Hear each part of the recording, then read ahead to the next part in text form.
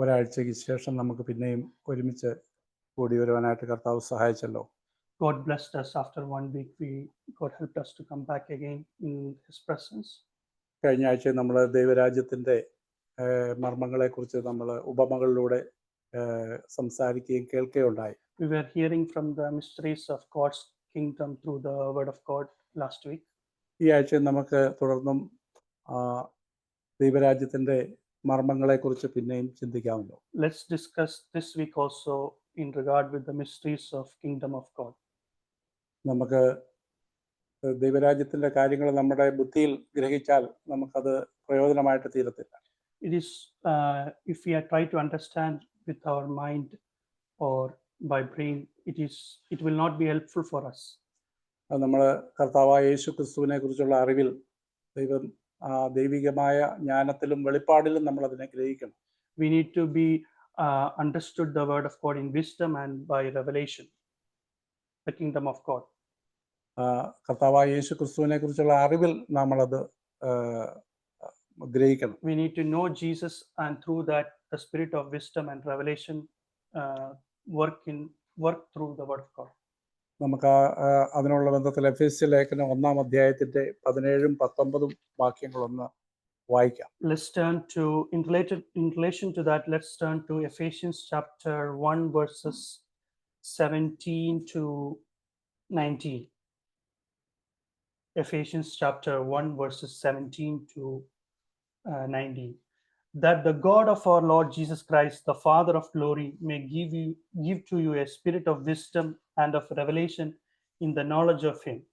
I pray that the eyes of our heart may be enlightened, so that you will know what is the hope of His calling, what are the riches of glory of His inheritance in the saints. അടുത്ത വാക്യം. And what is the surpassing greatness of His power towards us who believe. There are in accordance with the working of strength of His might. ഇവിടെ നമ്മളെ കർത്താവായ യേശു ക്രിസ്തുവിനെ നമ്മൾ അറിയുന്നതിനൊത്തവണ്ണം ദൈവികമായ ജ്ഞാനത്തിലും വെളിപ്പാടിലും നമ്മൾ ഗ്രഹിക്കേണ്ട ചില കാര്യങ്ങളെക്കുറിച്ച് ഇവിടെ അപ്പോസ്തലൻ ഓർപ്പിക്കുക. So in this verse we can see that through this Ephesians says we need to know Jesus, and also by knowing through the spirit of wisdom and revelation. ഒന്ന് നമ്മുടെ ഹൃദയദൃഷ്ടി പ്രകാശിക്കേണ്ടതിനെ കുറിച്ചാണ്. Our heart need to be enlightened. ഹൃദയദൃഷ്ടി എന്ന് പറയുമ്പോൾ നമ്മുടെ മനസാക്ഷിയിലുള്ള കണ്ണാണ്. So it is says like this, it's our inner eye need to be enlightened. അവിടെ നല്ല മനസാക്ഷിയെ കുറിച്ച് നമ്മൾ കഴിഞ്ഞ ആഴ്ചയിൽ നമ്മൾ ചിന്തിക്കുകയുണ്ടായി. We heard about a clear conscience last week. നല്ല മനസാക്ഷിയിലൂടെ നമ്മൾ കാണുമ്പോൾ നമ്മുടെ കാര്യങ്ങൾക്ക് നമുക്ക് ദൈവരാജ്യത്തെ സംബന്ധിച്ച വ്യക്തത നമുക്ക് ലഭിക്കാനിടയാവും. So when we see through when we make our heart clear with clear conscience and see through, it will be enlightened with an inner eye within us. അപ്പോൾ നമുക്ക് നമ്മളെ കർത്താവ് വിളിച്ചിരിക്കുന്ന വിളിയെക്കുറിച്ചുള്ള അതിൻ്റെ ആശ, കർത്താവിൻ്റെ ആശ എന്താണ് നമ്മളെക്കുറിച്ചുള്ളത് നമുക്ക് ഗ്രഹിക്കാനായിട്ട് കഴിയും. So we will be able to understand what is the purpose of our calling. നമുക്ക് സ്വർഗീയ നിക്ഷേപങ്ങളെക്കുറിച്ച് നമ്മൾ എപ്പോഴും കേൾക്കാറുണ്ട്. സ്വർഗത്തിൽ നിക്ഷേപം നമ്മൾ സ്വരൂപിക്കുന്നതിനെ കുറിച്ച് നമ്മൾ എപ്പോഴും കേൾക്കാറുണ്ട്. We are hearing about our investment in kingdom of God. അതുപോലെ കർത്താവ് നമ്മളിലും ചില നിക്ഷേപങ്ങൾ നിക്ഷേപിക്കാൻ ആഗ്രഹിക്കുന്നു എന്ന് ഈ വചനങ്ങളിൽ അത് കാണിക്കുന്നു. So from this verse we could see that Jesus is also looking to invest in us in this world. നമ്മുടെ ഉള്ളിലും ദൈവം ഇൻവെസ്റ്റ്മെന്റ് നടത്താൻ തക്കവണ്ണം നമ്മളും ഒരുക്കമുള്ളവരാവണം. So God is looking us to invest in us, so we need to prepare our hearts and mind so that we may be able to receive that investment of God. ദൈവത്തിന്റെ ശക്തിയെക്കുറിച്ചുള്ള ഒരു അറിവും നമുക്ക് ആവശ്യമാണ്. We need to understand the power of God also. നമ്മൾ കറണ്ടിനെ കുറിച്ച് ചിന്തിക്കുമ്പോൾ, ഇലക്ട്രിസിറ്റിയെ കുറിച്ച് ചിന്തിക്കുമ്പോൾ, when we notice the electricity, നമുക്കത് ദൃശ്യമല്ല. We are not able to see. എന്നാൽ ഇലക്ട്രിസിറ്റി ഉണ്ടെന്ന് നമുക്കറിയാം. So we know that, but even though we are not able to see, but still we know that there is electricity and there is power. നമ്മൾ നമ്മുടെ വീടിന്റെ ഒക്കെ wiring ശരിയാക്കി അതിന്റെ എല്ലാ കാര്യങ്ങളും സെറ്റ് ചെയ്ത് സ്വിച്ച് ഓൺ ചെയ്യുമ്പോഴാണ് ഇലക്ട്രിസിറ്റി ഇവിടെ പാസ് ചെയ്യുകയും ഇവിടെ കറണ്ടും ഹീറ്ററും അതുപോലുള്ള എല്ലാ സംവിധാനങ്ങളും പ്രവർത്തിക്കുന്നു. So when we prepare the wire inside the house and prepare the wire properly and turn on the switch, the electricity will pass on. അതുപോലെ നമ്മുടെ ജീവിതത്തിലും ദൈവത്തിൻ്റെ ശക്തിയെക്കുറിച്ച് നമുക്ക് അറിവുണ്ട്. ദൈവം ശക്തനാണെന്ന് നമ്മൾ വിശ്വസിക്കുന്നു. അത് നമ്മുടെ ഓരോ വിശ്വാസിയുടെ ജീവിതത്തിലും അത് വ്യാപരിക്കുന്നതിനെക്കുറിച്ചുള്ള വിശ്വാസവും നമുക്ക് ആവശ്യമാണ്. So we need to understand that how electricity passes. Same way, we need to understand how the God's power work within us. നമുക്ക് ആ നിലയിൽ നമുക്ക് ഈ ദൈവത്തിൻ്റെ വചനത്തെ നമ്മുടെ ജീവിതത്തിൽ അനുഭവമാക്കാനായിട്ട് നമുക്ക് കർത്താവിനോട് പ്രാർത്ഥിക്കാം. So let's pray that God maybe help us to understand and also work the word of God with power within us. കർത്താവെ, ഞങ്ങളെ സ്നേഹിക്കുന്ന പിതാവേ, Thank you, Heavenly Father. ഈ നല്ല സമയത്തിനായിട്ട് ഞങ്ങൾ പിന്നെ നന്ദിയോടെ സ്തുതിക്കുന്ന കർത്താവേ. Thank you for this good time, Lord. കർത്താവെ, ഈ ദൈവരാജ്യത്തിന്റെ മർമ്മങ്ങളൊക്കെ ഗ്രഹിക്കാനുള്ള പ്രാപ്തി ഞങ്ങൾക്കില്ല കർത്താവെ. Lord, help us also to understand the word of God and the mysteries of the God. We don't have power, Lord. സ്വർഗസ്ഥനായ പിതാവ് ഞങ്ങൾക്ക് വെളിപ്പെടുത്താതെ ഞങ്ങൾക്കത് കഴിയില്ലല്ലോ കർത്താവെ. Our Heavenly Father, you need to help us to understand this, then only we'll be able to understand the mysteries of God, God's കർത്താവെ, kingdom. ഞങ്ങളുടെ ഹൃദയദൃഷ്ടിയെ അവിടുന്ന് പ്രകാശിപ്പിക്കണമേ എന്ന് ഞങ്ങൾ പ്രാർത്ഥിക്കുന്നു. God, let our hearts be opened, Lord. ഞങ്ങളുടെ വിളിയാലുള്ള ആശ ഞങ്ങളെ ഗ്രഹിപ്പിക്കണമേ എന്ന് ഞങ്ങൾ പ്രാർത്ഥിക്കുന്നു. Help us to know our calling, Lord, Father. കർത്താവ് വിശുദ്ധന്മാരിൽ അവിടുത്തെ അവകാശത്തിന്റെ മഹിമാധനത്തെക്കുറിച്ച് ഞങ്ങൾക്ക് ഗ്രഹിപ്പിക്കണേ കർത്താവെ. Help us to understand your calling, Lord, Father, and to be enlightened and open our inner eyes, Lord, Father. കർത്താവെ, ഞങ്ങൾക്ക് വേണ്ടി വ്യാപരിക്കുന്ന അവിടുത്തെ ശക്തിയുടെ അളവറ്റ വലിപ്പത്തെ നീ ഞങ്ങൾക്ക് ഗ്രഹിപ്പിക്കണമേ എന്ന് ഞങ്ങൾ പ്രാർത്ഥിക്കുന്നു. Lord, help us to understand your power and your calling, Lord, Father. തുടർന്ന് ദൈവത്തിന്റെ വചനം വായിക്കുവാനും അത് ഗ്രഹിക്കുവാനും സഭയായിട്ട് ഞങ്ങളെ ഒരുമിച്ച് അനുഗ്രഹിക്കേണ്ടതിനായിട്ട് ഞങ്ങൾ പ്രാർത്ഥിക്കുന്നു. Help us to understand, Lord, Father, as a church, to understand the word of God and to enable us to enlighten with and to see the power, Lord, Father. എല്ലാ അവിടുത്തെ നാമമഹത്വത്തിനായിട്ട് മാത്രം തീർക്കണം കർത്താവെ. Lord, let your name be glorified through everything, Lord, Father. യേശുക്രിസ്തുവിന്റെ നാമത്തിൽ തന്നെ പിതാവേ. In Jesus' name. ആമേൻ. നമുക്ക് തുടർന്ന് ഇന്ന് ദൈവത്തിന്റെ വചനത്തിലേക്ക് നമുക്ക് വരാം.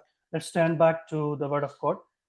നമ്മൾ ദൈവത്തിന്റെ രാജ്യത്തെക്കുറിച്ചാണ് നമ്മൾ ചിന്തിച്ചുകൊണ്ടിരുന്നത്. We were thinking about God's kingdom last week. ഗിരിപ്രഭാഷണം Mathai 5 മുതൽ 7 വരെയുള്ള വചനങ്ങൾ. Matthew 5 to 7 is the Sermon of Mount. അത് ദൈവരാജ്യത്തിന്റെ നിയമങ്ങളെക്കുറിച്ച് പറയുമ്പോൾ it says about laws of the kingdom of God. Mathai 13 ഉപമകൾ ദൈവരാജ്യത്തിന്റെ മർമ്മങ്ങളെക്കുറിച്ച് പറയുന്നു. Matthew 13, from Matthew 13 it says about mysteries of God's kingdom. ദൈവത്തിന്റെ വചനം നമ്മളെ ഓർപ്പിക്കുന്നത് നമ്മുടെ ജീവിതത്തിൽ നമുക്ക് വ്യക്തിപരമായ പല ആവശ്യങ്ങളുണ്ട്. So we are in need with a lot of things in our daily lives. നമുക്ക് കുടുംബങ്ങളിൽ നമുക്ക് പല ആവശ്യങ്ങളുണ്ട്. We have lots of needs in our family lives. നമ്മുടെ കൂട്ടായ്മപരമായിട്ട് നമുക്ക് പല ആവശ്യങ്ങളുണ്ട്. There are lots of needs in church also. അപ്പോൾ കർത്താവ് പറഞ്ഞിരിക്കുന്നത് മുന്നമേ അവന്റെ രാജ്യവും നീതി അന്വേഷിപ്പീൻ, അതോടുകൂടി ഇതൊക്കെ നമുക്ക് നിവർത്തിച്ചു തരാമെന്ന് പറയുന്നു. But the word of God says, seek first the kingdom of God and everything will be added to you. ദൈവരാജ്യത്തിന്റെ നീതിയും ദൈവരാജ്യവും നമ്മൾ അന്വേഷിക്കാനാണ് കർത്താവ് നമ്മളെ ഉപദേശിക്കുന്നത്. So God teaches us to seek first his kingdom of God and his righteousness. All things will be added to you. അപ്പോൾ ആ അന്വേഷിക്കുന്നവർക്ക് ഈ ഉപമകള് നമുക്ക് കർത്താവ് തന്നെ വിശദീകരിച്ചു തരും, അല്ലെങ്കിൽ ദൈവം നമുക്ക് അതിനെ വെളിപ്പെടുത്തി തരും. So we need to seek first the kingdom of God, so God will reveal to us. നമുക്ക് ചില വാക്യങ്ങൾ അതിനോടുള്ള ബന്ധത്തിൽ നമുക്ക് വായിക്കാം. നമ്മൾ കഴിഞ്ഞ ആഴ്ച വിത്ത് വിതയ്ക്കുന്നവന്റെ ഉപമ നമ്മൾ വായിച്ചു. So we were discussing about the sower of the seed last week. ഇന്ന് നമുക്ക് മറ്റൊരു ഉപമയോടെ നമുക്ക് വായിക്കാം. മത്തായി 13:24 മുതൽ 30 വരെയുള്ള വാക്യങ്ങൾ നമുക്ക് വായിക്കാമല്ലോ. So let's discuss another parable from Matthew chapter 13 verses 24 to 30, right? അതെ. 30. അതെ. So Matthew chapter 13 verses 24 to 30. Jesus presented another parable to them, saying, the kingdom of heaven may be compared to a man who sowed good seed in his field. But while his men were sleeping, his enemy came and sowed tares among the wheat and went away. But when the wheat sprouted and born again, then the tares became evident also. The slaves of the landowner came and said to him, Sir, do you not sow good seed in your field? How then does it have tares? And he said to them, An enemy has done this. The slaves said to him, Do you want us then to go and gather them up? But he said, No, for while you are gathering up the tares, you may uproot the wheat with them. Allow both to grow together until the harvest, and in the time of the harvest, I will say to the reapers, First gather up the tares and bind them in bundles to burn them up, but gather the wheat into my barn. ഇതിനോട് സാദൃശ്യമായ ഒരു ഉപമ മർക്കോസ് 4:26 മുതൽ 29 വരെയുള്ള വാക്യങ്ങളിൽ നമുക്ക് വായിക്കാൻ കഴിയും. So the same parable we could see in Mark chapter 4 verses 26 to 29. So we can read from Mark chapter 4 verses 26 to 29. And he was saying, the kingdom of God is like a man who casts seed upon the soil, and he goes to bed at night and gets up by day, and the seed sprouts and grows, how he himself does not know. The soil produces crops by itself, first the blade, then the head, then the mature grain in the head. But when the crop permits, he immediately puts in the sickle, because the harvest has come. കർത്താവ് തന്നെ ഈ ഉപമയുടെ ചില സൂചനകൾ നമുക്ക് പൂർണ്ണമായിട്ട് കർത്താവ് explain ചെയ്യുന്നില്ലെങ്കിലും ചില സൂചനകൾ നമുക്ക് തരുന്നുണ്ട്. അതിന്റെ ക്ലൂകളൊക്കെ കർത്താവ് തരുന്നുണ്ട്. God is giving us some clues, even though he is not explaining fully what does it means here, but he is giving some clues. ആ ക്ലൂകൾ നമ്മൾ പൂർണ്ണ ഹൃദയത്തോടെ അന്വേഷിക്കണമെന്ന് കർത്താവ് ആഗ്രഹിക്കുന്നു. So God is expecting us to seek for it, what exactly it meant. ഈ ഉപമകള് കർത്താവ് സംസാരിക്കുന്ന പുരുഷാരത്തോടും, so Jesus is speaking the parables to all people, എന്നാൽ അത് എക്സ്പ്ലെയിൻ ചെയ്യുന്നത് അന്വേഷിക്കുന്ന ശിഷ്യന്മാരോടുമാണ്. but he explained this parable to the disciple who seeks. Mathai 13:36 മുതൽ 43 വരെയുള്ള വാക്യങ്ങളൂടെ അതിനുള്ള ബന്ധത്തെ നമുക്ക് വായിക്കാം. So let's discuss Matthew chapter 13 verses 36 to 43 in relation to this verse. Matthew chapter 13 verses 36 to 43. 36 to 43. Then he left the crowd and went into the house, and his disciples came to him and said, Explain to us the parable of the tares of the field. And he said, The one who sowed the good seed is the Son of Man, and the field is the world. And as for the good seed, these are the sons of the kingdom, and the tares are the sons of the evil one. And the enemy who sowed them is the devil, and the harvest is the end of age, and the reapers are angels. So just as the tares are gathered up and burned with fire, so it shall be at the end of the age. The Son of Man will send forth his angels, and they will gather out his kingdom all stumbling blocks and those who commit lawlessness, and will throw them into the furnace of fire. In that place there will be weeping and gnashing of teeth. Then the righteous will shine forth as the sun in the kingdom of their Father. He who has ears, let him hear. ഈ ഉപമയും കേൾക്കാൻ ചെവിയുള്ളവൻ കേൾക്കട്ടെ എന്ന് കർത്താവ് ഒരിക്കൽ കൂടി അടിവരയിടുന്നു. So Jesus is saying this parable also, he who has ears, let him hear. ഇവിടെ നമുക്ക് കർത്താവ് തരുന്ന ചില സൂചനകൾ നമുക്ക് ചിന്തിക്കാം. Let's discuss what are the clues Jesus is giving us through this parable. ഒന്ന് വിത്ത് വിതയ്ക്കുന്ന മനുഷ്യപുത്രൻ എന്ന് പറയുന്നു. So the Son of Man is called the sower. വയല് ലോകം എന്ന് പറയുന്നു. So the field is called the world. നല്ല വിത്ത് രാജ്യത്തിന്റെ പുത്രന്മാരെന്ന് പറയുന്നു. The good seed is called the sons of the kingdom. കള ദുഷ്ടന്റെ പുത്രന്മാർ, അത് വിതച്ചത് ശത്രുവായ പിശാച് എന്ന് പറയുന്നു. The tares or the weeds, that is the son of the evil one. കൊയ്ത്ത് ലോകാവസാനത്തെ കുറിച്ച് പറയുന്നെന്ന് പറയുന്നു. So the reaping is called the end of the age. Harvest is called the end of the age. ഈ harvest ചെയ്യുന്നത് ദൂതന്മാരെന്ന് പറയുന്നു. So who is doing the harvest is called angels.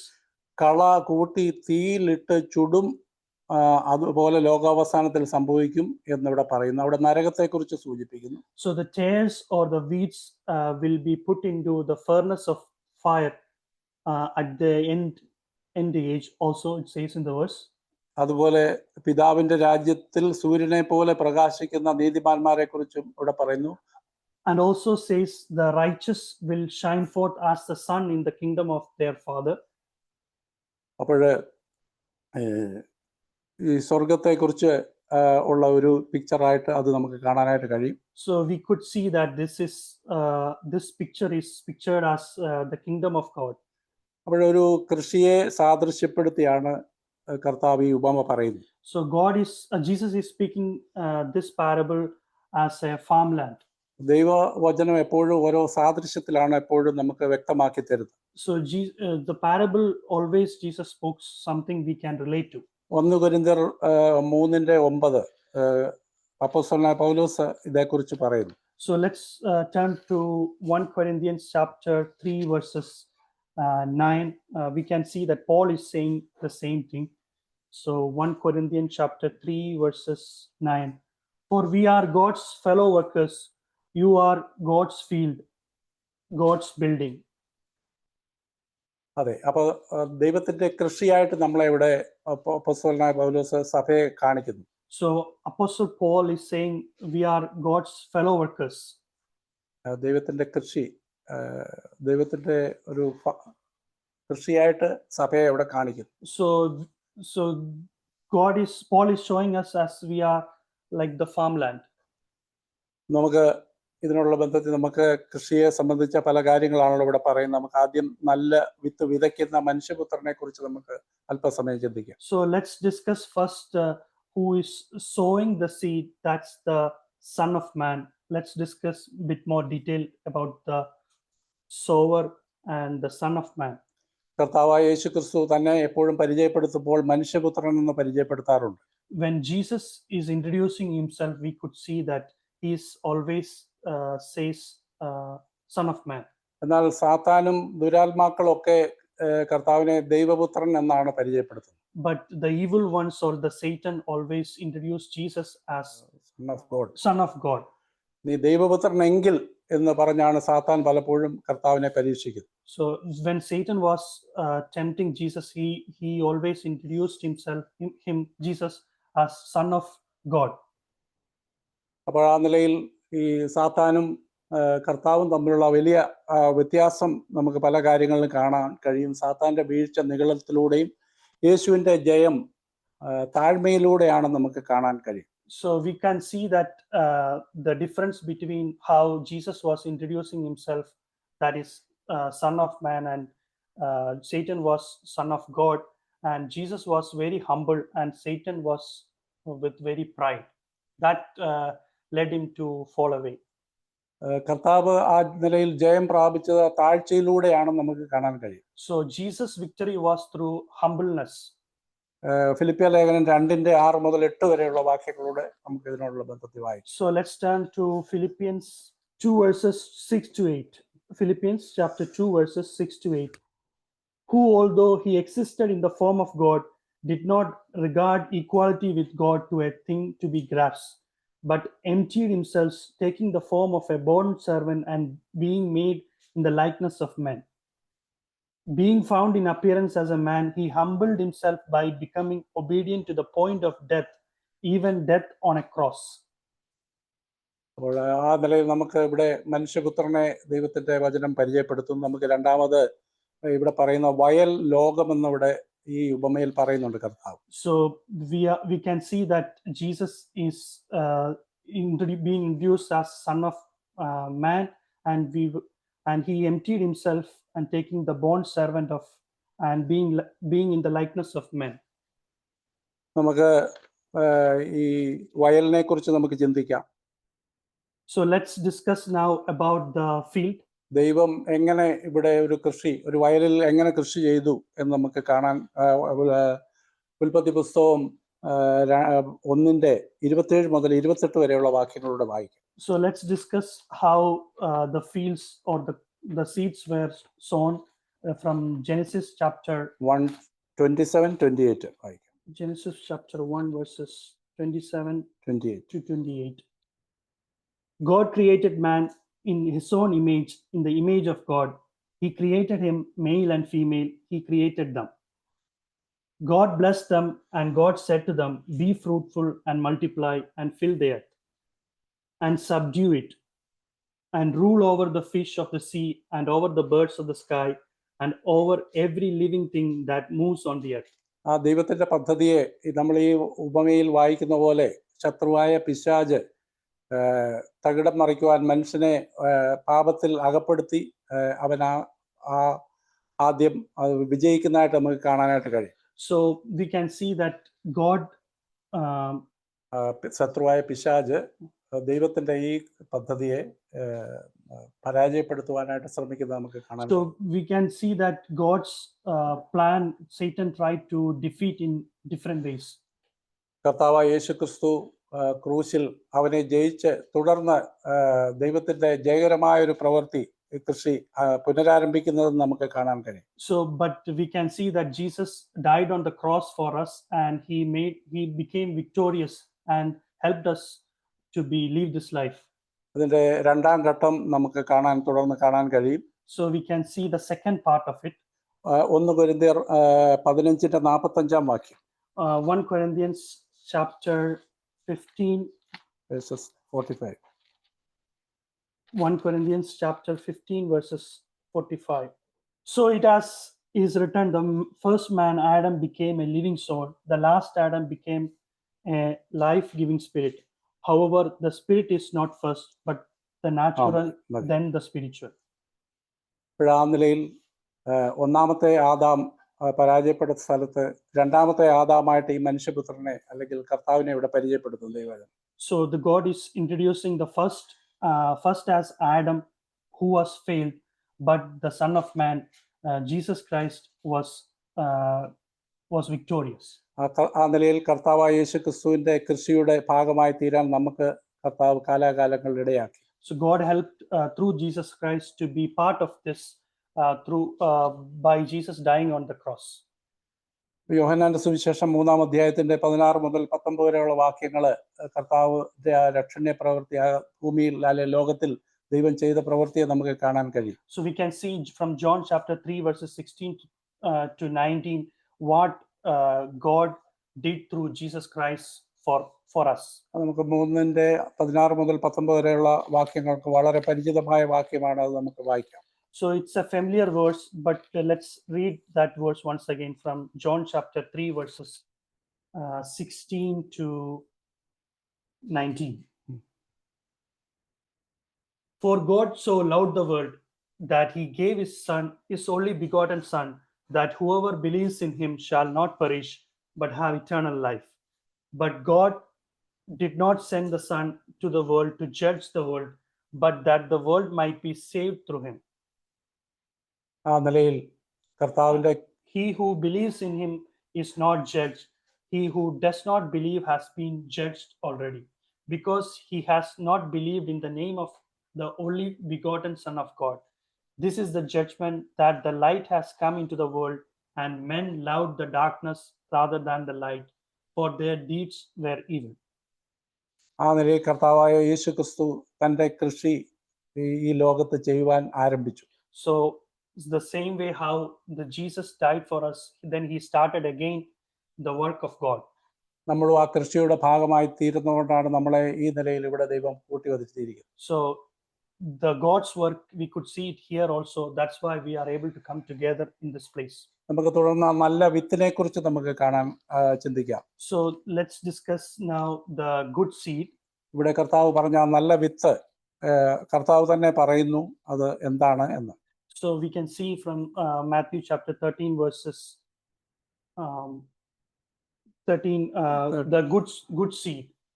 Jesus himself speaks about the good seed in Matthew chapter 13. കഴിഞ്ഞ ആഴ്ചയിൽ നമ്മൾ പറഞ്ഞ ഉപമയിലെ ഈ വിത്ത് ദൈവവചനമായിരുന്നു. So last week when we discussed about the seed, it was the word of God. എന്നാൽ ഈ ഈ ഉപമയിൽ ഈ വചനം നമ്മുടെ ജീവിതത്തിൽ ദൈവത്തിൻ്റെ മക്കളായി തീർന്ന ദൈവത്തിൻ്റെ മക്കളെക്കുറിച്ചാണ് ഇവിടെ ഈ ഉപമ പറയുന്നത്. So the last week, when we discussed about the parable of the sower, the seed was the word of God. But in this week, the parable, the seed is considered as the children of God.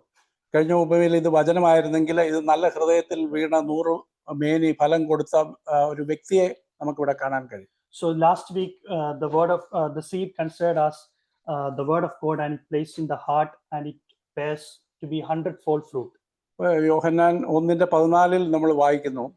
So in John chapter 1 verses 14, വചനം ജഡമായി തീർന്നു കൃപയും സത്യവും നിറഞ്ഞവനായി നമ്മുടെ ഇടയിൽ പാർത്തു എന്ന് നമുക്ക് കാണാൻ കഴിയും. we can see that the word became flesh and dwell among us, and we saw his glory as the only begotten from the Father. ആ നിലയിൽ കർത്താവ് ദൈവവചനം ജഡമായി തീർന്നാണ് നമ്മുടെ ഇടയിൽ പാർത്തത്. And in the same way, the word became flesh and dwelt among us. കർത്താവ് ജഡത്തിൽ വെളിപ്പെട്ടു എന്നുള്ളതാണ് ദൈവഭക്തിയുടെ മർമ്മം എന്ന് നമുക്ക് കാണാൻ കഴിയും. So Jesus came into the word and became flesh. That is the mystery of God's kingdom. ആ നിലയിൽ ദൈവത്തിന്റെ മക്കളും ആ നിലയിൽ ദൈവത്തിന്റെ വചനം അവരുടെ ഉള്ളിൽ ചെന്ന് ജഡമായി പുതിയ ഒരു വീണ്ടും ജനനത്തിൽ അതാണ് അവിടെ സംഭവിക്കുന്നത്. So we need to be born again, and God is expecting us also to become the same way word became flesh. It also need to be in our hearts. ആ നിലയിൽ ഈ ഉപമയിൽ ഗോതമ്പിനെ ആ നിലയിൽ born again ചൈൽഡിനെ അവിടെ സാദൃശ്യപ്പെടുത്തിയിരിക്കുന്നു. So the same way the born again child is considered as the wheat. ദൈവവചനവും പരിശുദ്ധാത്മാവും ഒരു വ്യക്തിയുടെ ആത്മാവിൽ പ്രവർത്തിക്കുമ്പോഴാണ് ഒരു വീണ്ടും ജനനം സംഭവിക്കുന്നത്. When the word of God and the Holy Spirit works in the heart, then a child can become born again. നമ്മൾ കഴിഞ്ഞ നിലയിൽ നല്ല നിലത്ത് വീണ വിത്ത് അത് 100 മേനി ഫലം കായ്ച്ചത് ഒരു നല്ല മച്ചുറായ ഒരു ഗോതമ്പ് വിത്തിനെ കുറിച്ചാണ് നമ്മൾ കാണുന്നത്. So last week when we discussed about the seed became the good seed, and it bare 100-fold. അതുപോലെ മച്ചുറായ ഒരു അല്ലെ പൂർണ്ണ വിളവെത്തിയ ഒരു ഗോതമ്പ് മണിയാണ് അത് വിത്തായിട്ട് തീരുന്നത്. So when the wheat became fully matured, then it will become a proper wheat and bears fruit. ഈ ഗോതമ്പ് മണിയുടെ ഉള്ളിൽ ഒരു ജീവനുണ്ട്. So there is a life in the wheat. ഈ തുടർന്ന് നമ്മൾ ഈ കാണുന്നത് ഈ ലോകത്തിൽ വിതയ്ക്കപ്പെടുന്ന വിത്ത് അവിടെ ആ ലോകത്തിൽ അത് ആദ്യം അത് നശിച്ചിട്ട് അതിലുള്ള ജീവൻ പുതുതായിട്ട് കിളിർക്കുന്നതാണ് നമുക്ക് കാണാൻ കഴിയും. So we can see that when the seed is sown on the soil, the wheat grows after that. യോഹന്നാൻ 12:24-25 വാക്യങ്ങളോട് നമുക്ക് അതിനുള്ള ബന്ധത്തിൽ വായിക്കാം. So John chapter 12 verses 24. John chapter 12 verses 24. Truly, truly, I say to you, unless a grain of wheat falls into the earth and dies, it remains alone. But if it dies, it bears much fruit. തുടർന്ന് 25 വായിക്കാം. He who loves his life loses it, and he who hates his life in this world will keep it to life eternal. ആ നിലയിൽ ഈ നമ്മുടെ ഉള്ളിലുള്ള നമ്മളെ ഒരു ഗോതമ്പ് മണിയായിട്ട് അകത്ത് ജീവനുള്ള ഒരു ഗോതമ്പ് മണിയായിട്ട് ഇവിടെ കാണുന്നു. So we can see that in a similar way how the wheat is, our life is also considered as a wheat. ഈ നമ്മുടെ ഉള്ളിലുള്ള ജീവൻ വീണ് മരിച്ചാൽ മാത്രമേ ദൈവത്തിന്റെ ജീവൻ അതിലൂടെ പുറത്തു വരികയുള്ളൂ. So our life, we need to put it on death, then only the real life will come out. നമ്മുടെ പ്രായോഗിക ജീവിതത്തിൽ നമുക്ക് പല പ്രയാസങ്ങളൊക്കെ നേരിടുമ്പോൾ നമ്മൾ വീണ് മരിക്കേണ്ടതായിട്ട് വരും. So when we go to the real scenario in our practical lives, we need to put ourselves to death. നമ്മളെ ഉപദ്രവിക്കുമ്പോഴും when someone is against us, നമ്മളെക്കുറിച്ച് സകല തിന്മയും കളവായിട്ട് പറയുമ്പോഴും when others say bad thing about us, ആ നിലയിൽ നമ്മൾ വീണ് മരിക്കേണ്ടതായിട്ടുണ്ട്. we need on all these circumstances and situations, we need to put ourselves to death. അതാണ് ഒരു നല്ല ഗോതമ്പ് മണിയുടെ വിത്തായ ഗോതമ്പ് മണിയുടെ ലക്ഷണം. So that is similar to a matured wheat. We need to put ourselves to death. When we reach that position, we will become a mature Christian. നമുക്ക് തുടർന്ന് നമുക്ക് കളയെക്കുറിച്ച് ചിന്തിക്കാം. So let's discuss about from Matthew chapter. Again, turn back to Matthew chapter 13, verses 40. The tares or the weeds. ഈ കള ശത്രുവായ പിശാച് ലോകത്തിൽ വിതയ്ക്കുന്ന വിത്താണ്. So the tares or the weeds are from the Satan. ആ നിലയിൽ ഗോതമ്പ് വിതയ്ക്കപ്പെട്ടിടത്താണ് ഇതും ശത്രു വിതയ്ക്കുന്നത്. So wherever the wheat was placed from the Son of Man, the Satan will come and place the weeds among the wheat. കർത്താവ് ഇത് പറിച്ചു കളയണ്ട എന്നാണ് ഇവിടെ കർത്താവ് ഉപദേശിക്കുന്നത് ഈ ഉപമയിൽ. But Jesus is teaching through this parable that we shouldn't throw away the weeds among the wheat. എന്നാൽ എല്ലാ സഭകളിലും കപടഭക്തരായ ആൾക്കാരും ഇടർച്ചകൾ ഉണ്ടാക്കുന്നവരൊക്കെ ഉണ്ടാകാറുണ്ട്. In every church we could see, if we notice that there are hypocrites and who are doing a stumbling block for the church. കർത്താവ് തിരഞ്ഞെടുത്ത 12 ശിഷ്യന്മാരിൽ ഒരാൾ ആ നിലയിൽ ഒരു കളയായിരുന്നു, അല്ലെങ്കിൽ ഒരു നാശയോഗ്യനായിരുന്നു എന്ന് നമുക്ക് കാണാൻ കഴിയും. So if we observe closely to the 12 disciples he chose, one among them were a stumbling block, that is Judas. സ്വർഗസ്വനായ പിതാവ് നട്ടിട്ടില്ലാത്തത് ഒക്കെയും വേരോടെ പറഞ്ഞു പോകും എന്നാണ് ദൈവം വാഗ്ദാനം ചെയ്തിരിക്കുന്നത്. So Jesus is saying that if God has not placed, it cannot remain, it will be fallen apart. അപ്പോൾ ഈ കളയോടുള്ള നമ്മുടെ മനോഭാവം എന്തായിരിക്കണമെന്നും കർത്താവ് നമ്മളെക്കുറിച്ച് ആഗ്രഹിക്കുന്നു. So Jesus is saying through this parable, what should be our attitude towards this weeds or the tares? നമ്മൾ ദൈവത്തിന്റെ വചനത്തിന്റെ അഗ്നി നമ്മുടെ ഇടയിൽ കത്തിക്കൊണ്ടിരിക്കുമ്പോൾ, when the word of God is burning or becoming as fire among us, ഈ നിലയിലുള്ള കളകൾക്ക് സ്വയമായിട്ട് പറഞ്ഞു പോകാൻ ഇടയായിത്തീരും. So the tares or the weeds like that in the churches will fall apart and they cannot withstand. കർത്താവിന്റെ ശിഷ്യരെന്നുള്ള നിലയിൽ, like the disciples of Jesus Christ, നമ്മൾ സഹോദര പ്രീതിയിലും സ്നേഹത്തിലും കൂട്ടായ്മയിലും വളരുക എന്നുള്ളതാണ് ദൈവം ആഗ്രഹിക്കുന്നത്. We need to love another, we need to be in good fellowship. That is what Jesus is looking among the church. നമ്മൾ തന്നെ നമ്മളെ പ്രധാനിയാക്കാതെ നമ്മൾ മറ്റുള്ളവരെ ശ്രേഷ്ഠരായി കരുതുക. So we need to look for others to come first. We shouldn't see that we should see us first among all of us. 3 യോഹന്നാന്റെ ലേഖനം 10-ാം വാക്യം നമുക്ക് അതിനോട് ബന്ധത്തിൽ വായിക്കാം. So 3 John chapter 1 verses 10, we can read from 3 John chapter 1 verses 10. For this reason, if I come, I will call attention to his deeds which he does, unjustly accusing us with the wicked words, and not satisfied with this, he himself does not receive the brethren either, and he forbids those who desire to do so, and puts them out of the church. ആ ഒരു തെറ്റായ മനോഭാവം നമ്മുടെ ജീവിതത്തിൽ ഉണ്ടാകാതെ നമ്മളെ എപ്പോഴും സൂക്ഷിക്കണം. So we need to be very careful to for the attitude against the tares or the weeds among us. നമ്മൾ താഴ്മയിൽ, നമ്മൾ സഹോദര പ്രീതിയിലും സ്നേഹത്തിലും കൂട്ടായ്മയിലും വർദ്ധിച്ചു വരണം. So we need to humble ourselves and to love one another and to be in fellowship with each other.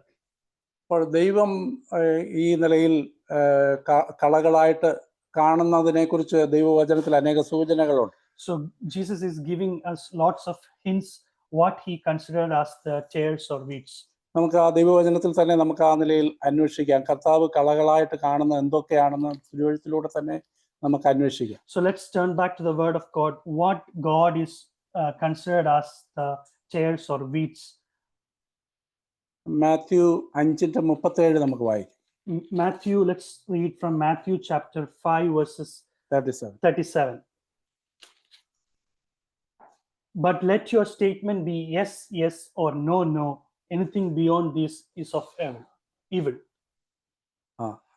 നമ്മുടെ വാക്ക് എപ്പോഴും ഉവ്വ് ഉവ്വ്, ഇല്ല ഇല്ല എന്നായിരിക്കട്ടെ. അതിൽ കൂടുതലായിട്ട് വരുന്നതൊക്കെ ദുഷ്ടനിൽ നിന്ന് വരുന്നു എന്ന് നമുക്ക് അവിടെ കാണാൻ കഴിയും. So our statement should be always yes, yes, or no, no. Anything beyond this is of evil. കർത്താവ് അതുപോലെ സുവിശേഷത്തിൽ അനേക സൂചനകൾ ഈ കളകളെ കുറിച്ച് നൽകുന്നുണ്ട്. So in the gospel, we could see that many tares what can be among us. യജമാനൻ വരുവാൻ താമസിക്കും എന്ന് ചിന്തിച്ച് If Jesus is coming, the second coming of Jesus, if it's late, തനിക്ക് ബോധിച്ചതുപോലെ ജീവിക്കുകയും പ്രവർത്തിക്കുകയും ചെയ്യുന്ന ദാസന്മാരെ കുറിച്ച് മത്തായി 24:48 നമ്മൾ വായിക്കുന്നു. So the servants will lead a life however they want. We can see from Matthew chapter 24 verses 48. നമുക്ക് വാക്യം ഇപ്പോൾ വായിക്കേണ്ട, നമുക്ക് വായിക്കാം, തുടർന്ന് പിന്നെ വായിച്ചാൽ മതിയല്ലോ, നമുക്ക് പരിചയമുള്ള വചനങ്ങളാണല്ലോ. So the verse we are familiar, so we can read it later. The master will take some time to come, so the believers are leading a life however they want. അങ്ങനെ ഉള്ള ദാസന്മാരെയും ദുഷ്ടന്മാരെന്ന് അവിടെ കർത്താവ് അഭിസംബോധന ചെയ്യുന്നുണ്ട്. So God is calling them evil ones.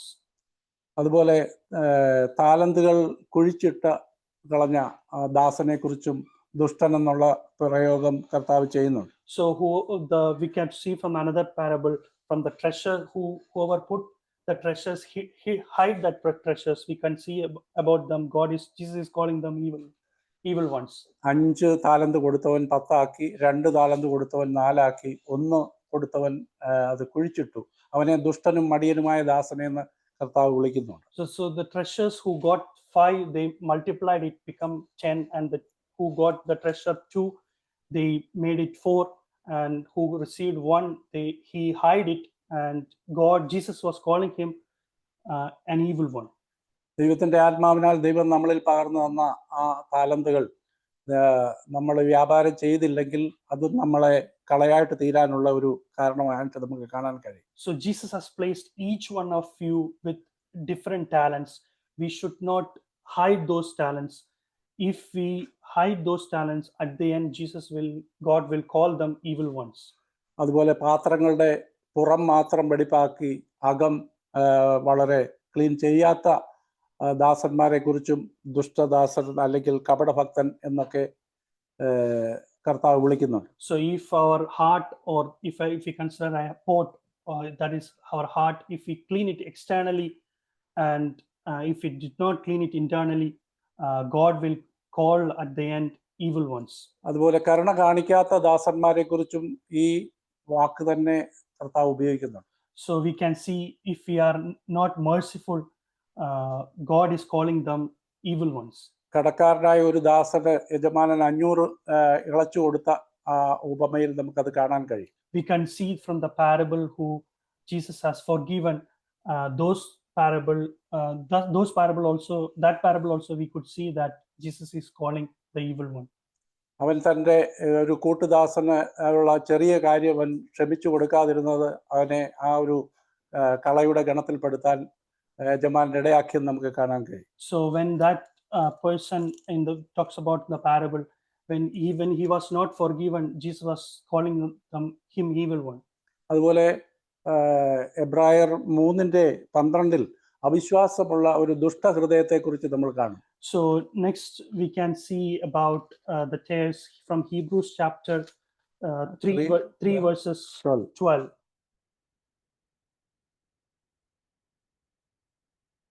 Hebrews chapter 3 verses 12. Take care, brethren, that there not be any one of you an evil unbelieving heart that falls away from the living God. ആ നിലയിൽ നമുക്ക് അവിശ്വാസമുള്ളൊരു ദുഷ്ട ഹൃദയം നമ്മൾ ഉണ്ടാകാതിരിക്കാൻ നമ്മൾ സൂക്ഷിക്കേണ്ടതായിട്ടുണ്ട്. So we shouldn't be with an unbelieving heart. നമ്മുടെ ഉള്ളിൽ നിഗളം വരുമ്പോഴാണ് നമ്മുടെ ജീവിതത്തിൽ അവിശ്വാസമുള്ള ഹൃദയം ഉണ്ടാകുന്നത്. So when we become pride, it will lead to an unbelieving heart. അതുപോലെ നമ്മൾ കാണുന്ന ഒരു കളയുടെ അനുഭവം നമുക്ക് തിരുവഴുത്തിന്റെ ആരംഭം മുതൽ നമുക്ക് കാണാൻ കഴിയും. So we can see another type of weeds is from the beginning of the word of God. അത് കായിനെ സദൃശ്യമാക്കിയാണ് നമുക്ക് അവിടെ കാണാൻ കഴിയും. That is in relation to Cain. കായിന് അസൂയയും കോപവും പ്രതികാര ചിന്തയും ഒക്കെ അവന്റെ ഹൃദയത്തിൽ അവൻ സൂക്ഷിച്ചിരുന്നു. So Cain had jealousy, revenge, and lots of bad thoughts. അതൊക്കെ നമ്മുടെ ദൈവത്തിന്റെ ദൃഷ്ടിയിൽ നമ്മൾ കളയായിട്ട് തീരുന്ന കാരണങ്ങളാണ്. So in God's eyes, those things will become a weeds. നമുക്ക് 1 യോഹന്നാൻ 3:12 വായിക്കാനുള്ളത്. Also, in relation to that, let's read from 1 John chapter 3 verses 12. Not as Cain, who was of the evil one and slew his brother, and for what reason did he slay him? Because his deeds were evil and his brothers were righteous. ആ നിലയിലുള്ള ഒരു ഹൃദയം ദൈവത്തിന്റെ മുമ്പാകെ ദുഷ്ട ഹൃദയമാണ്. അതൊരു കളയായിട്ട് ദൈവം കാണും. So our heart need to be pure. If not, God will consider us our hearts as evil one. നമ്മൾ 1 യോഹന്നാൻ 5:19 നമ്മൾ വായിക്കുന്ന സർവ്വ ലോകവും ദുഷ്ടന്റെ അധീനതയിൽ കിടക്കുന്നു. So from 1 John chapter 5 verses 1 John chapter 5 verses 19. From 19 onwards, we know that we are of God and that the whole world lies in the power of the evil one.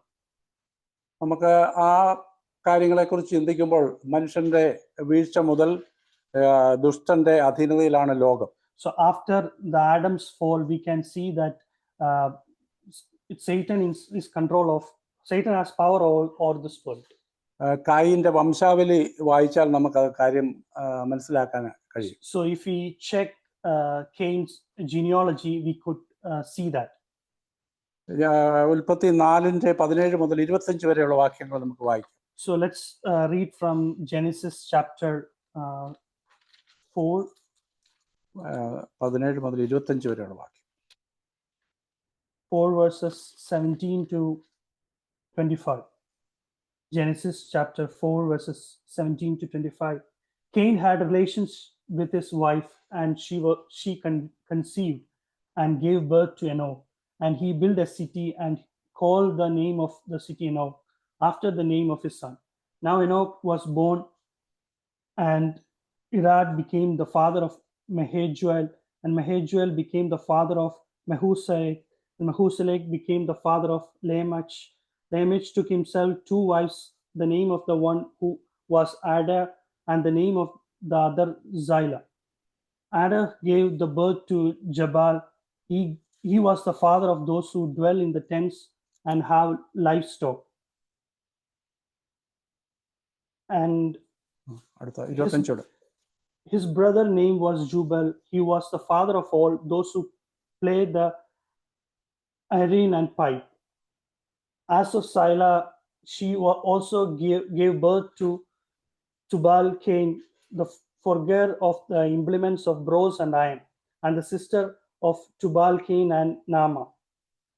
Lamech said to his wife Ada and Zillah, listen to my voice. Your voice of Lamech give heed to my speech.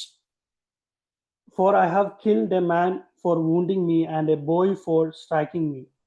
If Cain is avenged 7-fold, then the Lamech 70-fold. Adam had relation with his wife again, and she gave birth to a son and named Seth. For she said, God has appointed me another offspring in place of Abel, for Cain killed him. അപ്പോൾ നമുക്കിവിടെ കാണാനായിട്ട് കഴിയുന്നത് കായിന്റെ വംശാവലിയിലാണ്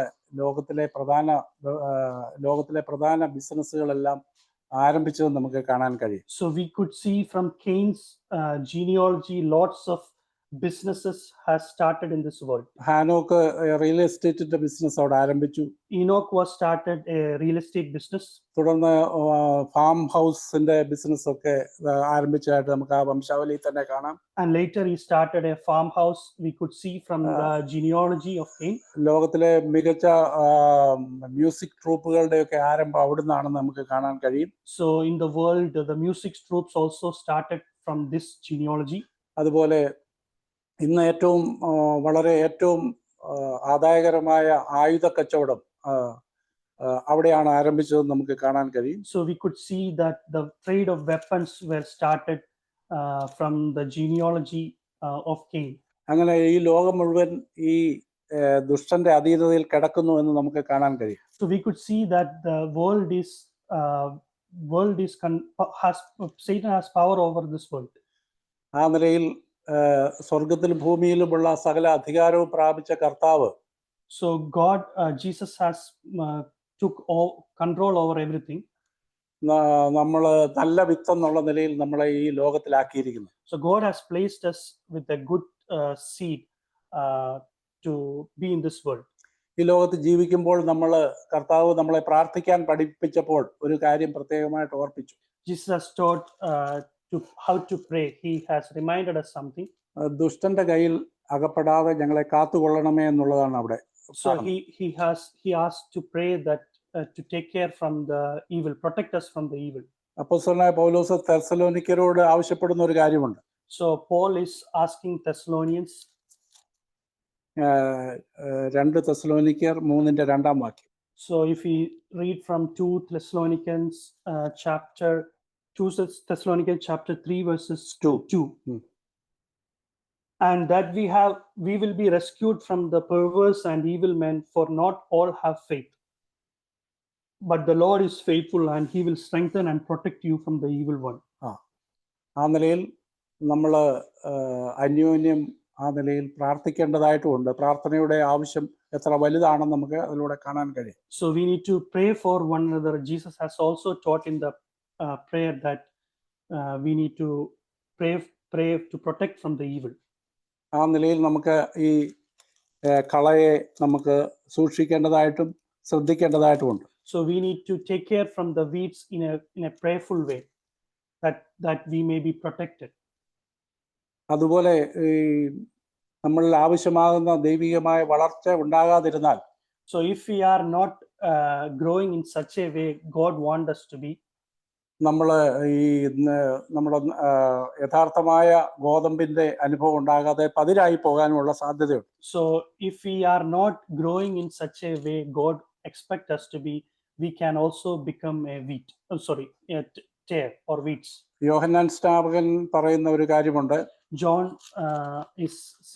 the Baptist says, John 3-ാം അധ്യായം, John chapter 3 12-ാം വാക്യം.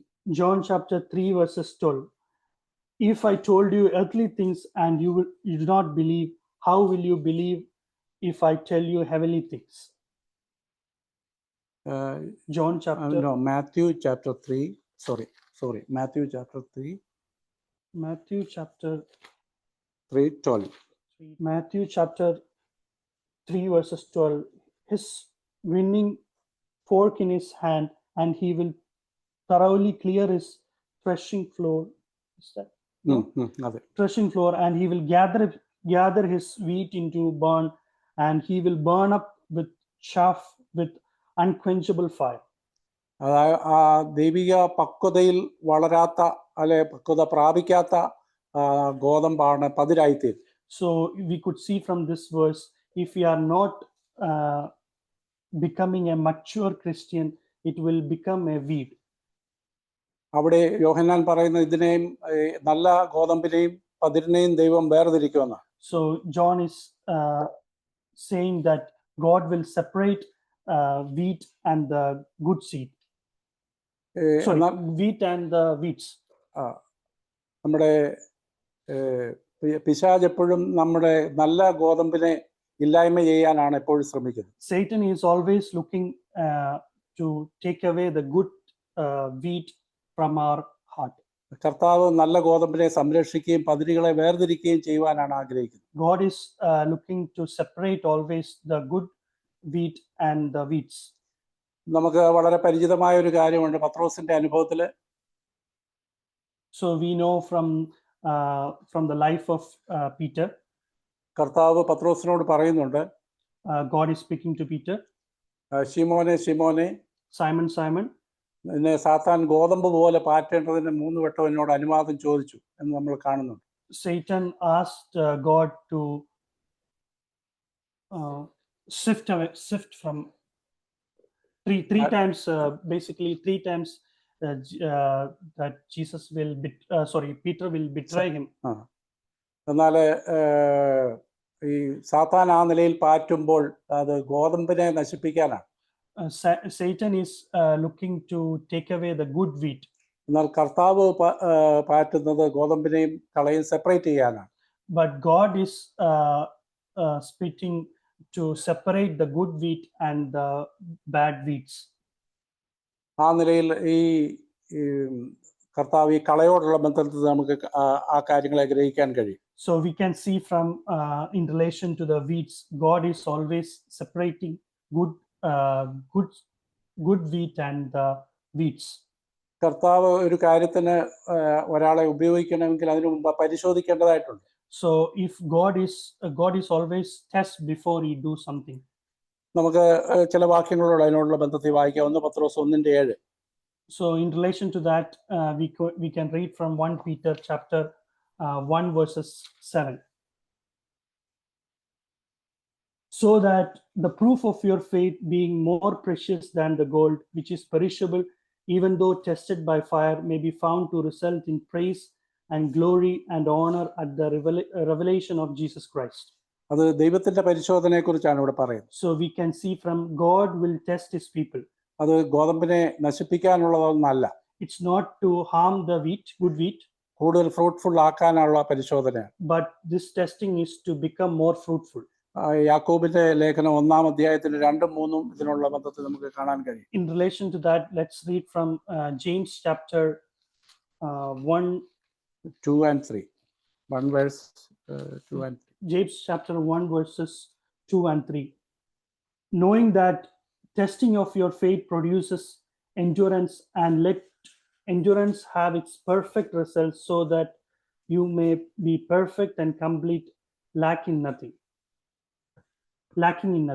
ആ നിലയിൽ കർത്താവ് നമ്മളെ സംരക്ഷിക്കുകയും പരിശോധിക്കുകയും ചെയ്യുന്ന ദൈവമാണ്. So God will test us and he will protect us also. നമ്മളെ ഉപയോഗിക്കുന്നതിന് മുമ്പ് കർത്താവ് നിശ്ചയമായി നമ്മളെ പരിശോധിക്കും. Before using us, God will definitely test us, and then only he will use us. ആ നിലയിൽ നമുക്ക് ഈ ഗോതമ്പിനെയും കളയെയും കുറിച്ച് നമുക്ക് മനസ്സിലാക്കാം. So let us understand in such a way the wheat and the wheats.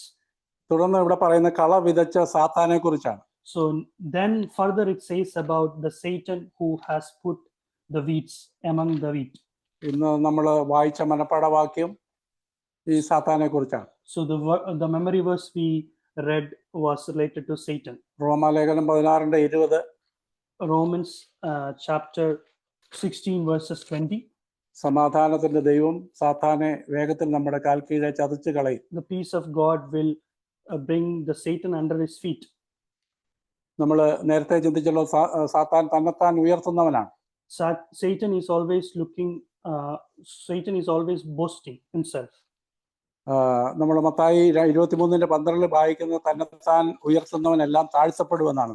So from in Matthew chapter 19 verses 23, we can see that whoever think of high of himself will be less. Okay, ആ നിലയിൽ സാത്താൻ എപ്പോഴും തന്നെത്താൻ ഉയർത്തുന്നവനാണ്. Satan is always looking to be boastful among himself. സാത്താന്റെ ചരിത്രം ഈ സമയത്ത് നമുക്ക് എല്ലാം നമ്മൾ വലിയ നിലയിൽ കേട്ടിട്ടുള്ളതാണ്. എങ്കിലും നമുക്ക് ഓർമ്മയ്ക്കായിട്ട് ഒരിക്കൽ കൂടെ നമുക്കത് ചിന്തിക്കാം. എസെക്കിയേൽ 28:14-15 വാക്യം. Let's discuss about Satan's history, how he was. So from Ezekiel chapter 28 verses 14 and 15. You were anointed cherub who covers, and I placed you there. You were on the holy mountain of God. You walked in the midst of stones of fire. You were blameless in your ways from the day you were created until unrighteousness was found in you. അപ്പോൾ സാത്താന്റെ ആരംഭം അവിടെയാണ് നമ്മൾ കാണുന്നത്. അവൻ നടപ്പിൽ നിഷ്കളങ്കനായിരുന്നു. എങ്കിൽ അവൻ്റെ നീതികേട് കണ്ടത് മുതൽ, അല്ലെങ്കിൽ അവൻ നിഗളിയായി തീർന്നത് മുതൽ ആണ് അവൻ സാത്താനായി തീർന്നു. So in this verse we can see that he was blameless at first, but when he became proud, he became unrighteous, and that is the root cause is he became proud. ഇതാണ് സാത്താന്റെ ആരംഭം. So that is the starting of the Satan.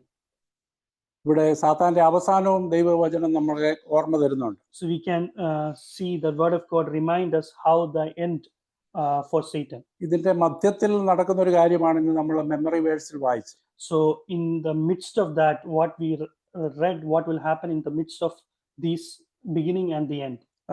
നമ്മൾ സഭയെന്നുള്ള നിലയിൽ നമ്മൾ നല്ല ഗോതമ്പുകളായിട്ട് നിൽക്കുമ്പോൾ സമാധാനത്തിന്റെ ദൈവം വേഗത്തിൽ നമ്മൾ സാത്താനെ നമ്മുടെ കാൽക്കീഴെ ചതച്ചു കളയുമെന്നാണ് അവിടെ നമുക്ക് കാണാൻ കഴിയുന്നത്. So as a part of church, when we are a good wheat, so God will crush Satan under our feet. ഇന്ന് നമ്മൾ കൂട്ടായ്മയിൽ പ്രാരംഭമായിട്ട് വായിച്ച മത്തായി 16 നമ്മൾ ഞാൻ എൻ്റെ സഭയെ പണിയും പാതാള ഗോപുരങ്ങൾ അതിനെ ജയിക്കുകയില്ലെന്ന് നമ്മൾ വാഗ്ദാനം നമ്മൾ ഇന്ന് വായിക്കുകയുണ്ടായല്ലോ. So in the beginning, when we heard that from Matthew chapter 16, വായിക്കണമെന്നില്ല, നമ്മൾ വായിച്ചല്ലോ. Matthew chapter 16, that I will build my church and the gates of Hades will not overpower it. അതുപോലെ സാത്താന്റെ അവസാനവും ദൈവവചനം നമുക്ക് ഓർമ്മ തരുന്നുണ്ട്. So we can see word of God remind us how the Satan's end would be. അത് വെളിപ്പാട് 20:2 That is from Revelation chapter 20 verses 2. And he had laid hold of the dragon, the serpent of old, who is the devil and Satan, and bound him for 1,000 years. കർത്താവായ യേശു രണ്ടാമത് വരുമ്പോൾ പൂർണ്ണമായിട്ട് കർത്താവ് 1000 ആണ്ടേക്ക് അവനെ ചങ്ങലക്കിടുന്നതും തുടർന്ന് അവനെ നിത്യ നരകത്തിലേക്ക് തള്ളിയിടുന്നതും നമുക്ക് അവിടെ കാണാൻ കഴിയും. So once Jesus comes back, we can see that he will bound Satan for 1,000 years. ആ നിലയിൽ നമ്മൾ ദൈവത്തിന്റെ കീഴിൽ നിൽക്കുകയും പിശാചിനോട് എതിർത്ത് നിൽക്കുകയും ചെയ്യുമ്പോൾ അവൻ നമ്മളെ വിട്ട് ഓടിപ്പോക്കോളും. So we need to abide with the word of God, and then Satan will be crushed under our feet. നമുക്ക് തുടർന്ന് നമുക്ക് കൊയ്ത്തിനെ കുറിച്ചാണ് ഈ ഉപമയിൽ പറഞ്ഞിരിക്കുന്ന വേറൊരു കാര്യം. So the next thing we can see from Matthew chapter 13 is about the harvest. ആ കൊയ്യുന്നത് ദൈവത്തിന്റെ ദൂതന്മാരാണെന്ന് ഇവിടെ സൂചിപ്പിക്കുന്നുണ്ട്. So harvest is done by the angels. നമുക്ക് അതിനുള്ള ബന്ധത്തിലുള്ള ചില വാക്യങ്ങൾ നമുക്ക് വായിക്കാം. So in relation to that, we can read some of the verses. Mathai 24:31. Matthew chapter 24 verses 31. Matthew chapter 24 verses 31. And he will send forth his angel with a great trumpet, and they will gather together his elect from the four winds, from one end of the sky to the other. അപ്പോൾ കർത്താവിന്റെ ആജ്ഞപ്രകാരം കർത്താവിന്റെ ദൂതന്മാര് കർത്താവിന്റെ വരവിന് മുമ്പായി ഈ കാര്യങ്ങൾ നിവർത്തിക്കുമെന്ന് ദൈവവചനം വാഗ്ദാനം ചെയ്തു. So we can see that angels will do the harvest at the time of Jesus coming. 1 പത്രോസ് 3:22 വായിക്കുന്നത് നമ്മൾ ഈ ദൂതന്മാരെല്ലാം ദൈവത്തിന്റെ കർത്താവായ യേശുവിന്റെ അധികാരത്തിലും ശക്തിയിലും അവൻ കീഴ്പ്പെട്ടിരിക്കുന്നു എന്ന് നമുക്ക് കാണാൻ കഴിയും. So we can see from 1 Peter chapter 3 verses 22, who is at the right hand of God, have gone to the heaven after angels and authorities and powers had been subjected to him. ആ നിലയിൽ നമുക്ക് ഈ കൊയ്ത്തിനെ നമുക്ക് കാണാനായിട്ട് കഴിയും. നമുക്ക് അതുപോലെ വെളിപ്പാട് 14:15 The same way we can കൊയ്ത്തിനെ കുറിച്ച് പറയുന്നത്. Same way we can consider the harvest is like that. And also in Revelation chapter 14 verses 15. And another angel came out of the temple crying out with a loud voice to him who sat on the cloud, put him your sickle and reap, for the hour to reap has come, because the harvest of the earth is ripe. കർത്താവിന്റെ വരവെങ്കിൽ ദൂതന്മാരാൽ നടത്തപ്പെടുന്ന ആ ദൈവിക കൊയ്ത്തിനെ കുറിച്ചാണ് ഇവിടെ ഓർമ്മിപ്പിക്കുന്നത്. So we are seeing at the time of Jesus coming, the angels are doing the reaping. അതുപോലെ ഈ കൊയ്ത്തിന് മുമ്പായിട്ട് ഈ കളകളെ കർത്താവ് വേർതിരിക്കുന്നതായിട്ട് നമുക്ക് കാണാനായിട്ട് കഴിയും. So we are also seeing before the coming of Jesus, God will separate the wheat and the weeds. ആ നിലയിൽ സഭ ഒരു ഉപദ്രവത്തിലൂടെയും കർത്താവിന്റെ വരവിന് മുമ്പായിട്ട് കടന്നു പോകേണ്ടതായിട്ട് വരും. So that we can see that a great tribulation is coming, and God will separate the weeds and the good wheat. തുടർന്ന് നമുക്കിവിടെ കാണുന്നത് കള തീയിലിടുന്നതിനെ കുറിച്ചാണ്. After that, we can see that the weeds will be thrown to the furnace of fire. അത് നരകത്തെ കുറിച്ച് ഇവിടെ സൂചിപ്പിക്കുന്നു. That is the hell. ഇവിടെ തീയിലിടുന്ന അനേക അനുഭവങ്ങൾ ഗിരിപ്രഭാഷണത്തിലും നമ്മൾ വായിക്കുന്നുണ്ട്. There are different ways how God will put into the furnace of fire. ഈ നരകത്തിന്റെ പ്രത്യേകത അവിടെ ദൈവത്തിന്റെ കരുണയില്ലാത്ത ഒരു സ്ഥലം ആയിട്ടാണ് നമുക്ക് കാണാൻ കഴിയുന്നത്. So if we see the hell, how hell would be, there will not be any mercy. ഈ നരകം ഒഴിയുള്ള എല്ലാ സ്ഥലത്തും ദൈവത്തിന്റെ കരുണ കൊണ്ട് നിറഞ്ഞിരിക്കുന്നു. We can see in all other places there is God's mercy, but in hell there won't be any God's mercy. നമ്മൾ കരുണയില്ലാത്ത ഒരു മനസ്സ് ഹൃദയം നമ്മൾ സൂക്ഷിക്കുന്നെങ്കിൽ നരകം നമ്മുടെ ഹൃദയത്തിൽ സൂക്ഷിക്കുന്നതിന് തുല്യമാണ്. So if our hearts is merciful, if our hearts is not merciful towards others, it is similar way of an hell. അപ്പൊ നരകയോഗ്യമായ പാപങ്ങളെ കുറിച്ചും നമ്മൾ ഈ കർത്താവിന്റെ ഗിരിപ്രഭാഷണങ്ങളിൽ നമ്മൾ വായിക്കുന്നു. We can see in the Sermon of Mount there are different aspects or different ways of related to hell, sins of the hell. നമ്മൾ കോപത്തെ കുറിച്ച് ഈ ഗിരിപ്രഭാഷണം വളരെ ഗൗരവമായിട്ട് അത് പറയുന്നുണ്ട്. Angry is considered as a sin. ഈ കോപമാണ് നമ്മളെ കൊലപാതകത്തിലേക്ക് വരെ നയിക്കുന്നതായ പാപം. Angry can lead to murder. കൊലപാതകം ഒരു ഫ്രൂട്ട് ആണെങ്കിൽ കോപം അതിന്റെ വേരാണ്. If murder is considered as a fruit, the root is our angry attitude.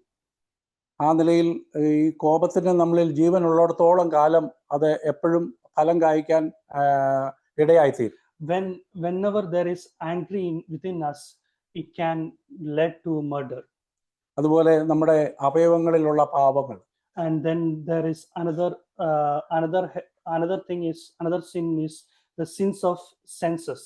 നമ്മുടെ കണ്ണിന്റെ പാപത്തെ കുറിച്ചൊക്കെ അവിടെ നമ്മൾ കാണുന്നല്ലോ. അത് വ്യഭിചാരത്തിലേക്ക് നയിക്കുന്നതായിട്ട് മത്തായി 5:30 നമ്മൾ കാണുന്നുണ്ട്. Matthew 5:30 we can see that sins of senses can lead to adultery. അതുപോലെ ഇടർച്ചകൾ വരുത്തുന്നവരെ കുറിച്ച് നമ്മൾ കാണുന്നുണ്ട്. And also we can see from whoever is becoming a stumbling block. മർക്കോസ് 9:42 നമുക്ക് വായിക്കാം. Let's read from Mark chapter 9 verses 42. Mark chapter 9 verses 42.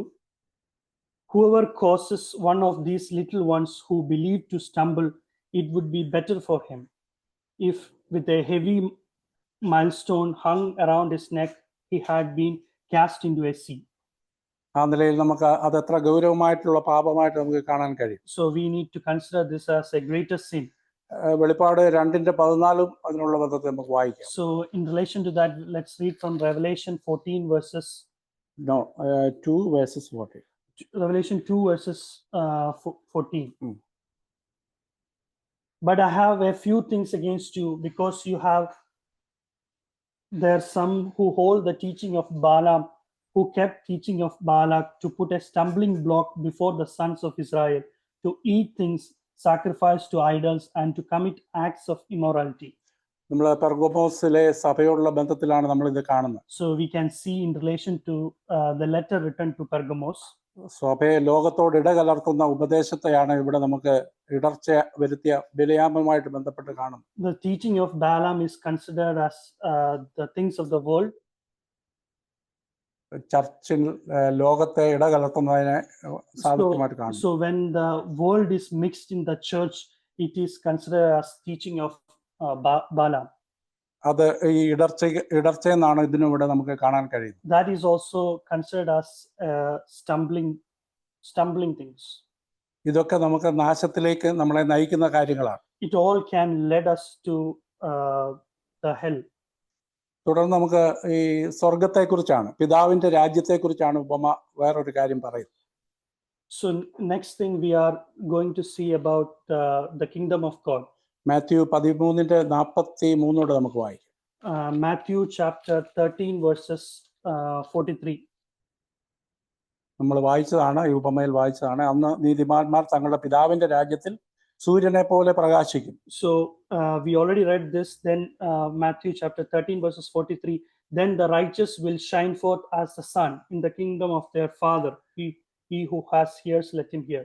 ദാനിയേലിന്റെ പുസ്തകം 12:3 നമുക്കിത് കാണാൻ കഴിയും. We can see from Daniel chapter 12 verses 3. എന്നാൽ ബുദ്ധിമാന്മാർ ആകാശമണ്ഡലത്തിലെ പ്രഭ പോലെയും പലരെയും നീതിയിലേക്ക് തിരിക്കുന്നവർ നക്ഷത്രങ്ങളെ പോലെ എന്നും എന്നേക്കും പ്രകാശിക്കുമെന്ന് ഇവിടെ സ്വർഗത്തെക്കുറിച്ച് പറയുന്നു. And the wise shall shine as the brightness of firmament, and they then turn me to righteousness as the stars for the ever and ever. ഗലാത്യർ 5:21 നമുക്ക് വായിക്കാം. ഈ സ്വർഗ രാജ്യത്തിലേക്കുള്ള പ്രവേശനത്തിന്റെ ചില മാനദണ്ഡങ്ങൾ അവിടെ കാണാൻ കഴിയും. So let's see from Galatians 5 verses 21 what are the things to be considered for the kingdom, to reach kingdom of God or heaven. ഗലാത്യർ 5:21. Galatians chapter 5 verses 21. Envying, drunkenness, carousing, and things like these, of which I forewarn you, just as I have forewarned you, that those who practice such things will inherit the kingdom of God, will not inherit the kingdom of God. But the fruit of the Spirit is love. മതി. അതുപോലെ നമുക്ക് ദൈവരാജ്യത്തിലേക്കുള്ള പ്രവേശനത്തിന് തടസ്സമായ കാര്യങ്ങളാണ് അവിടെ നമ്മൾ വായിച്ചത്. So we can see what are the hindrances of reaching the heaven. എന്നാൽ അവിടെ പ്രവേശനത്തിനുള്ള കാര്യം വളരെ ലളിതമായിട്ട് കർത്താവ് പറയുന്നുണ്ട്. But we can see how can we reach heaven. Mathai 5:3. That is Matthew chapter 5 verses 3. ആത്മാവിൽ ദരിദ്രരായവർ ഭാഗ്യവാന്മാർ, സ്വർഗരാജ്യം അവർക്കുള്ളതെന്ന് അവിടെ പറയും. Blessed are the poor in spirit, for there is the kingdom of heaven. ആ നിലയിൽ നമുക്ക് ഈ ഉപമയെ നമുക്ക് കാണാൻ കഴിയും. അനേക കാര്യങ്ങൾ ഈ ഉപമയിൽ കർത്താവ് നമുക്ക് സൂചനകൾ തന്നു. അതിനെക്കുറിച്ചാണ് നമ്മൾ ഇന്ന് ചുരുക്കമായിട്ട് ചിന്തിച്ചത്. So we can see lot of things, lot of hints Jesus is giving us through this parable. നമ്മൾ ഇതിൽ നമുക്ക് മനസ്സിലാവുന്ന കാര്യം നമ്മൾ കർത്താവിന്റെ ഗോതമ്പ് മണികളാണ്.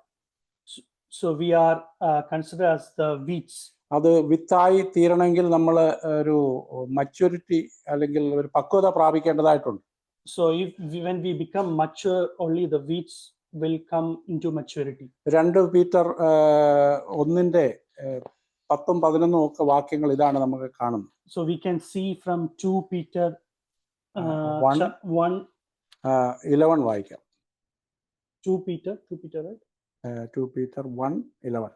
2 Peter 1:11. Let's read from 2 Peter 1:11. For in this way the entrance into the eternal kingdom of our Lord and Savior Jesus Christ will be abundantly supplied to you. അപ്പോൾ ദൈവരാജ്യത്തിലേക്കുള്ള ഒരു പ്രവേശനം ധാരാളമായിട്ട് പ്രാപിക്കാൻ നമ്മൾ ഒരു ആത്മീയ പക്വത പ്രാപിക്കുക എന്നുള്ളതാണ് ദൈവം നമ്മളെ കുറിച്ച് ആഗ്രഹിക്കുന്നത്. So to enter into the kingdom of God, we need to be matured. That is what God is expecting us. ദൈവത്തിന്റെ സഭയെ ദൈവം നമുക്ക് അതിനായിട്ടാണ് തന്നിരിക്കുന്നത്. That's why God has placed us the church. നമുക്ക് ആ നിലയിൽ ഈ ഉപമയെ നമുക്ക് ഗൗരവമായിട്ട് എടുക്കുകയും So let's take this parable very seriously. നമുക്ക് ആ നിലയിൽ നമ്മുടെ ജീവിതത്തെ നമുക്ക് സൂക്ഷിക്കുകയും ചെയ്യാം. So let's beware with our lives in relation to the parable we just നമ്മൾ വെളിപ്പാട് പുസ്തകത്തിൽ നമ്മൾ വായിക്കുന്നുണ്ട്, അനീതി ചെയ്യുന്നവൻ ഇനി അനീതി ചെയ്യട്ടെ, അഴുക്കുള്ളവൻ ഇനി അഴുക്കാകട്ടെ, നീതിമാൻ ഇനിയും അധികം നീതി ചെയ്യട്ടെ, വിശുദ്ധൻ ഇനിയും തന്നെ വിശുദ്ധീകരിക്കട്ടെ എന്ന് നമ്മൾ വായിക്കുന്നുണ്ട്. So in Revelation we can see 22:11 let the one who does, it's Revelation 22 chapter 22 verses 11, let the one who does wrong still do wrong, and the one who is filthy still be filthy, and the one who is righteous still practice righteousness, and the one who is holy still keep himself holy. 12 നമുക്ക് വായിക്കാം. Behold, I am coming quickly, and my reward is with me to render to every man according to what he has done. കർത്താവ് വേഗത്തിൽ വരുന്നു എന്ന് ഇവിടെ പിന്നെയും നമ്മളെ ഓർപ്പിക്കുകയാണ്. God is coming so quickly. It is reminding us. ആ നിലയിൽ നമ്മൾ ഈ കാര്യങ്ങളെ ഗൗരവമായിട്ട് എടുത്ത് കർത്താവിൽ നിന്ന് ഒരു നല്ലവനും വിശ്വസ്തനുമായ ദാസനെ എന്നുള്ള വിളി കേൾക്കാൻ നമുക്ക് ഒരുങ്ങാം. So we need to prepare ourselves in such a way that God is coming quickly. So we need to prepare that He will call at the end good and faithful servant. കർത്താവ് നമ്മളെ ആ നിലയിൽ അനുഗ്രഹിക്കട്ടെ. May God bless us in such a way.